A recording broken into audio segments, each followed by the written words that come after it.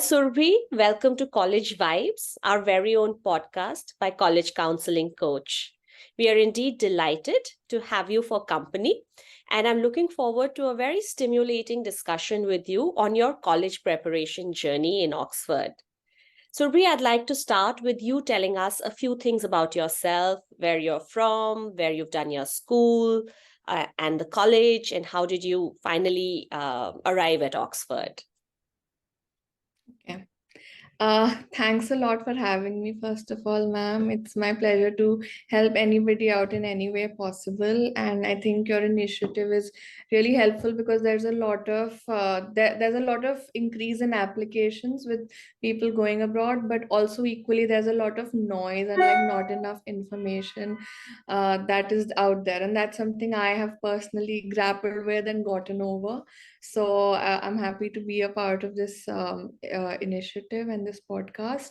So, my story, as you said, is that I did my schooling in three cities basically. So in Mumbai, I did my primary schooling. In New Delhi, I did like the major part of my schooling was in New Delhi. And then class 11 and 12th, my parents got transferred to Kuwait. So the last 2 years of my schooling were in Kuwait. Um, I knew very early on that I wanted to be a lawyer. I'd seen movies. I liked the purpose that being a lawyer brought to someone's life, and that's something it resonated with me. The kind of work lawyers do. So I was very sure I wanted to do law, and with that intention, I took the CLAT, the common law admission test that you have to take when you do law in India. I was able to get a decent rank and I made it to National Law University, Bhopal. Uh, so that was like a 5-year law course. All National Law University NLUs have a 5-year law course, and it's considered a dual degree, BA, LLB. After which you're like a lawyer, you get admitted to the bar in India. So yeah, so I've done all of that. And so now let's come to the part where I decided to apply to Oxford. So when I did law, again, very early on, when I started my course in Bhopal in National University, I had a senior. She had gone to Oxford, and so so like, it just seemed like something that was possible because early on in school and stuff, you would just read about there's some Oxford University, and like from Harry Potter movies, you'd hear that that's where it was shot. So it just seemed like something out there. But when I saw my seniors go there, I was like, okay, this can be considered. And yeah, so that's Great. how Great, it Surabhi. came. Yeah. Yeah. So, in fact, that is what we also keep stressing upon, that what possibly somebody thinks is a distant dream. Like what you Yeah. said, when I was in school and I kept thinking that, this is something way beyond me. And then you see that it's achievable because people in your immediate environment are achieving those kind of goals. So at College Counseling Coach, also our endeavor is that when anybody is aspiring to a college abroad, it should not be a distant dream. With a little amount of correct guidance and following a certain path, we can achieve something which does not seem very achievable at a certain point of time. So, Yeah, Surbi, I mean, I understand that that is how you were motivated, but how come it was Oxford in particular? And also, how did you decide what subject you're going to be pursuing at Oxford? okay. So the like I mean Oxford particularly, I mean, like I said, I knew that I wanted to do postgrad at some point because in law, kind of like in medicine, you need to have a specific stream you want to, stick to. So because there are so many laws, there's environment, there's human rights, but there's also aviation. So, you can't be all types of lawyers. You need to zero down on like one type of thing. So with that in mind, I knew that I wanted to do like law, but like something to do with finance and law, not just like environment or like human rights, things like that. Because in my undergrad, those were the subjects, those laws were the subjects that I was good at and I scored well in. So that's how I knew that I have to look for a course which caters to people who are aspiring for something in law and finance. So that brought down my options to a big degree, because there are only very few universities which concentrate on finance and law. There are universities which concentrate on business laws, which is very general. Then there are other niche courses, like aviation law, like I said. But I wanted to do this, and I also had gotten a job at Citibank, which was again in finance related. So it just sort of like my path started to turn that way. Great. Oxford, like I said, like it's like it's considered, like a great university. It comes one in QS ranking. So I was like, there are no downsides to this. I mean, why not? Absolutely. So like, let's Absolutely. apply here. I, like you said, like speaking to people helps. So similarly, I spoke to the people who had gone to Oxford and some Cambridge, and they gave me a perspective that, it's not as if like, yeah, these are great universities, but if you concentrate on your application, if you show a worldview and you show awareness that, yeah, you're a great university, but I have equally something to offer to you. If you can bridge that gap somehow, it can come through self introspection, it can come through speaking to people who tell you that, look, there is a bridge that can be built. Then I think that's the first step to having conviction in your application. Awesome, awesome. I think that's a great point you've made, that every time we are applying to any university, be it in the USA or in the UK or Australia or any of the European countries for that matter, the more important thing for any student is, first of all, in fact, let me word it differently. The thing is, let us not get intimidated by the stature and name of the university, because these are like gods of universities. You talk about Harvard, you talk about Yale, you talk about Oxford, you talk about Cambridge, and you suddenly feel diminutive. You feel, oh my God, I mean, will I be able to make it till there? So, to have the courage of conviction that yes, there is something worthwhile within yourself and you are adding value to the university by joining the university, that is the kind of offer that you are making to the university before the university comes to you with a Exactly. Yeah, application letter offer, right? Isn't that the way it that's is? right. Yeah. So my next Absolutely. question is, any other universities that you applied to besides Oxford? I actually did not apply to any other Oh, university. Yeah, because the Oxford application uh, deadlines, like submission deadlines, are way earlier than all other universities. So okay. once I sent them the application, they came back with, us. I didn't.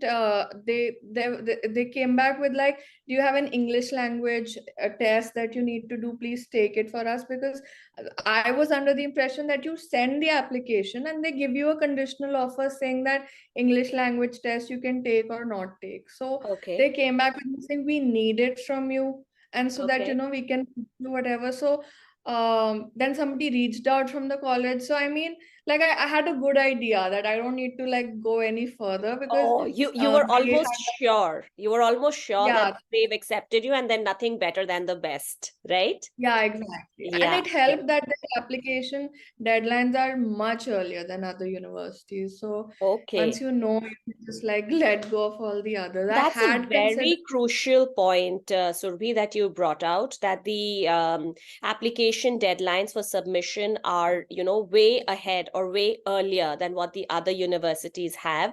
And that gives the student a distinct advantage of ascertaining whether or not he has a chance of getting into this university, right? saves time, saves money, saves effort, when you apply a little earlier. And gives you a lot of confidence also, right, that you're already in that league of being Yeah. accepted, right? Okay, so Ruby, There's another please. thing I want to say, that it isn't like how you send an application and it's gone into an abyss with like thousands. Like, yeah, it has, but equally these universities and their admission offices are very responsive. So if you think that, if I'll call them, they'll be like, yeah, some recorded message. It's not like that. They give you due, like they listen to you, and it becomes very personalized even at a very early stage. So like there's Oh, no need to think that I've sent it, it's gone, like ab aayega jab aayega. It's not like that. You send it, you can give them a call, you can follow up on your application, and they're very responsive and they look at your file. So like you can be assured that they are, giving you due attention when you follow up with them. That's very encouraging. And for those of you who are listening in, I think it gives you a great sense of solace and comfort that when you're putting in your application, it isn't like what Surabhi says, it has got lost into an abyss. In fact, the officers, the admission officers are very responsive and it becomes a very personalized experience as you start interacting with each other telephonically or by mail. Am I right, Surabhi? That's correct, yeah. Right. So, Surabhi, when was it after your, not after, but when was it that you thought that, yes, now it's the time to start preparing for admissions abroad? Let me just get my things in order to start applying for my postgraduate degree. Was it soon after your college ended, or it was much before that? How did you go about it? So I graduated in 2017 in May, and I think I knew, like, I'd worked for some time, and I knew that, like I said, from the seniors I spoke to, that the earlier the better, like, if I was targeting the year 2019, 2020, that academic year, then there's so many components in the application that you better start, putting them together early on. You don't want it to be rushed. You especially can't afford, like leaving out things, and like, like having some grammatical error. Like, these are very, very small things. You just cannot afford to have them in your application. So I think I Absolutely. started, yeah, I think the application deadline was in December. The deadlines are different for undergrad and postgrad, but for postgrad, Oxford was and it's quite early for undergrad also, because I had friends who went to undergrad, do their undergrad degrees at Oxford, and it's quite early. So I would say that give yourself 6 months of time to put together all parts of the application. Not because, like, this isn't a reflection on, like, oh, like, you have poor language skills or poor organizational skills. It's just about knowing that I'm a human, I have other commitments. It's not like I can sit 3 days and like work on my application. You need help, you need people to read over the application. It could be a family, it could be, um like a consultant or just anybody, but you need a few eyes to go over it. So for that reason, give yourself at least 6 months before you send your application. So, Ruby, do you remember any of the components of your application? I mean, we are very well aware of the undergrad system that we have to apply for in USA or UK. But for a postgrad admission into Oxford, do you remember any components of your application which you can tell our viewers and listeners about? Sure. So first of all, your the components are that there is a personal statement at Oxford. That's what they call it. I think it's called a personal essay. Sometimes it's called statement of purpose. Oxford calls it personal statement, and it's a 300-word statement why you want to be there. And so it's not as rigorous as like a two-page essay that other university, like I'm aware that Cambridge, even at postgrad, requires that, and US universities require that, but Oxford is a little different. So in those 300 words, you just basically say, like what you said earlier, that what value do you bring, right? They are what they are because of the people that have made them the way Absolutely. they are. So you have to say that I know you are this, and this is what I have to say. I think for Oxford, at least, you cannot compromise on your undergrad marks or your school marks, even because they wanted your transcripts from your school, like from class 10 and 12 as well. They don't want any flukes to be there. So you need a consistent score.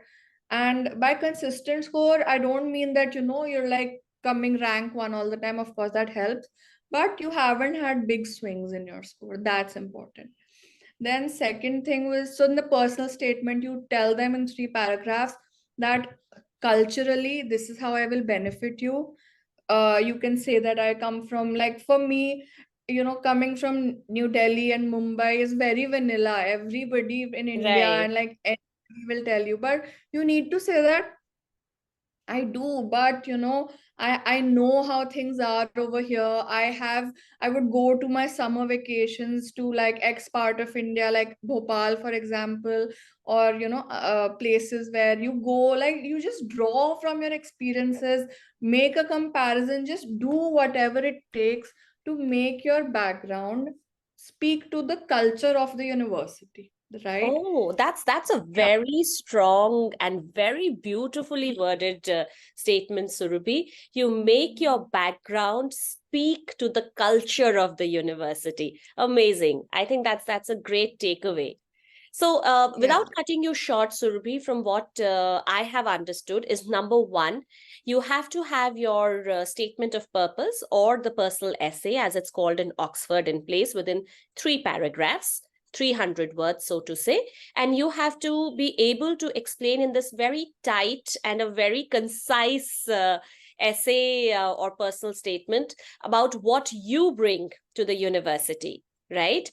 Second thing that I remember is you saying that, there has to be a consistent academic performance of a certain caliber, which does not mean that you always have to top, but of course, it has to be a high performance nonetheless.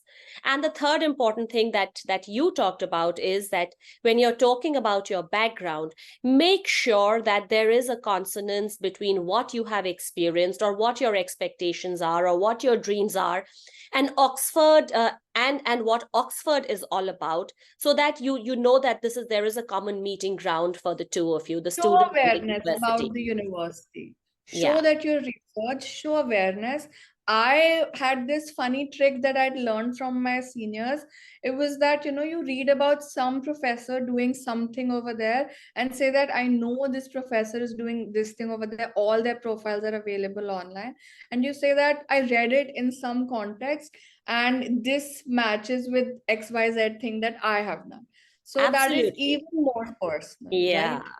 And it shows that Exactly. you've gone at the granular level to find out what the university has to offer. You're really aware and you know exactly what is the reason why you're applying to this university. That's why Right? you need time and you need people to help out. You Exactly. can't cover that much ground all on yourself. I don't think so. Got it. Got it. Is there any form of profile that you have to offer when you're talking about the background, about any extracurriculars you've done, about any other pursuits? Does it form a part of your resume that you submit to Oxford? Yeah, I think definitely, and I think I went to Oxford, so I'm able to say this. But I have friends who went to Cambridge and like even Harvard and stuff, and all of them have one thing in common, which is that they haven't been very, academic. Like, of course, they've done well academically, but they have shown wide areas of interest. So for me, I had won two international essay competitions, and they were not related to law. They were, I wouldn't even say they were academic, but they were related to like space satellites. One of them had to do with satellites, the other one had to do with free trade, fair trade, which is something that falls in the domain of economics.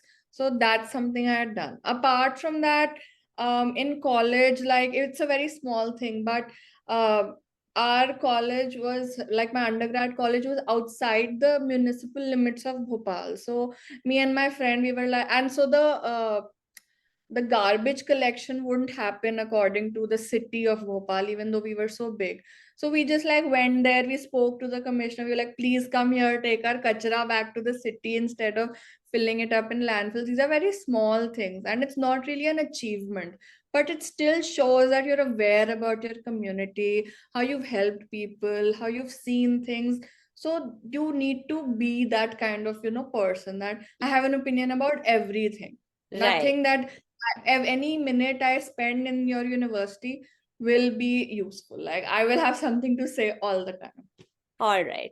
Surabhi, is there any advice you'd like to give to students about how to build a profile or how to plan their course of action, or what are the challenges that students are most likely to face in their journey, and how can they prepare themselves for it?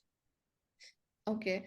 I think it depends. Like building your profile can mean different things to different stages of somebody's career. So if I was speaking to somebody, say in first year of college, and they wanted to go to Oxford, I would say that you have a very long runway. So, concentrate on your academics and be a little aware of your surroundings. If some opportunity comes up, there's an essay competition, if there's like a sports, something to do with sports, if there's a fashion competition, whatever it is, like spread yourself out. Don't you have to do well in academics, but you should also be involved in other things. So it can be sports, it can be literally anything, but have something else also, that you're not one dimensional. And second thing I would say is that if you're later, for example, if you have very little time, so to say, and you're planning your higher education abroad closer and the deadlines are approaching, then I think sit with somebody or sit with yourself and just be like, what are the things in my life that have stood out to me, and I should put pen to paper and write it down. Because like you're speaking to me right now, and like for me, I'm the most important person. There will be so many things I would consider, that this is what I should tell you, that is what I should tell you, and those are the things they want to hear. I think universities abroad are less testing than universities in India, where they put you through a rigorous examination to get into them. They want boastful people, and I don't mean it in a negative way. I mean that Correct. they really want to know, what do you have. So, sometimes you can be very negative, like, oh, mujhse to nahi hoga, or what have I done? And then you speak to somebody else and they'll be like, oh, you've done this also, that also. So I Exactly. think that kind of back and forth is required to bring out the best in you, whatever it is. Yeah, so I mean, what you're saying in terms of being boastful, not being negative, it is about being able to put the best side of yourself across academically, in terms of your internships, in terms of your pursuits that you have had outside of the classroom. Work experience, that's something I left out. Work experience matters. At the same time, it doesn't have to be like you're the CEO of like XYZ company. Work experience can also mean you're working at McDonald's. Work experience can also mean you were helping a nursery teacher out with their assignments. Like, I personally know somebody who was assisting a nursery teacher, and she said, I did this work. I assisted a nursery teacher because it helps you like it helps you shape minds early on. And that's such a profound way of putting something forward, which seems like, oh, you were just like a nursery teacher's assistant. No, you were helping young people become something bigger early on. You were holding that sort of Yes. clay in your hand. And That's believe a you powerful me, way to put Surabhi, forward. handling small children can be one of the most challenging jobs that an individual can do. Absolutely, So, I have so so it much conveys, like, so a job or an internship conveys much more than what are the tangible outcomes. It shows a certain tenacity, it shows a nerve, it shows yeah, patience, it shows you're going out of your comfort zone, you're overcoming public your own dealing, like you're fears. dealing with people. Yeah. Exactly, exactly. And And I think, yeah, go on, please. yeah, and I think that people feel really diminished by the fact that, they haven't worked in like a big corporation and they don't have an internship like that. I would in fact say that just like not using your holidays wastefully and working anywhere, like nursery, or helping some cafe out, anything counts as valuable work experience. Because this cookie cutter worked in a bank and turned in a corporation, these people are everywhere. Like, set yourself apart. All right. Surabhi, is there something about your college you'd like to share with us, which is unique and which anybody from, who's outside won't really be aware of? There are many funny things that happen at Oxford. For example, we have like different words for different things. So a bill, like you buy something, so you get a bill. It's called a battle. We had something called pigeonholes, which were like little post boxes that all of us had, where a lot of our mail came. Then we have this tradition where we have something called the sub fuss, which is this white shirt, black pants or skirt, and a black robe that you wear, that you see in Harry Potter actually, What is it called? which you have Sub fuss. called a sub-fusc, yeah. So you Okay. get it from the university. And it's a black bow and black like robes basically down to your ankles and things. So you have to wear them during examinations. You have to wear them at formal events, and you have to wear them at there's a matriculation ceremony which happens. So you have to wear it. And sub-fusc comes from some Latin word. Okay. So yeah, that's something you have to wear. Then every time before the exam starts, there's a Latin prayer which is read out, that not a prayer, but like something in Latin which says that, do well. And so, Oh, and very yeah, those, interesting. Very interesting. yeah. Surbi, I'm going to get into a rapid fire round very quickly with you. Okay. Excuse me. Would you like to take a sip of water or anything before I get into that? No, let's No. just Okay. rapidly So do it. seatbelts tightened and you're ready for takeoff, right? Okay, Yeah. Surbi. Very quickly, your college, University of Oxford, your major, MSc in Law and Finance. what's your favorite subject? We had something called bankruptcy law, so that was fun. Okay, what's your hobby? Hobby, I like to paint. I like to do hairstyles. So I'll grab somebody with long hair and like, make a complicated hairstyle in their head. Okay. What is that one mistake that you wish you could avoid if given a second chance? In my application process, Yes, probably, or anything to do with your admissions. about I think I would have taken the English language test early on, because that would have given me an earlier decision on my application. All right. And who has been the biggest influencer in your college application process? I think my mom and dad, because they just always keep saying that I'm the greatest person ever to walk on this planet. So I'm like, yeah, then I'll definitely make it to Oxford. Fabulous, fabulous. Thank you, Surabhi, for such Thank you an so much. insightful revelation of so many things. And there's just a whole concoction in my head about the things you've said about standing out, about being boastful, but in a very positive way, about having the courage of conviction, about telling the college what is the value that you bring to the table, about starting out in time, about writing your statement of purpose or your essay very cleverly, in being able to tell that your background is in sync with the culture of the university, and so much more. It's all like, jostling in my head for space. But thank you so much. And the most interesting things for me at least, was the sub fusc, right? Have I pronounced it Yeah, correctly? yeah, Yeah. yeah. I So still have it. yeah. So we are very happy to have had you on this podcast, Surbi. Thank you for sparing time for us. And the whole purpose of this podcast, Surbi, is that whoever is listening to it and aspiring to join college abroad starts well in time, is Yeah. able to get some level of confidence, is able to glean some information from whatever you have shared with us, as have other students who have spoken before you.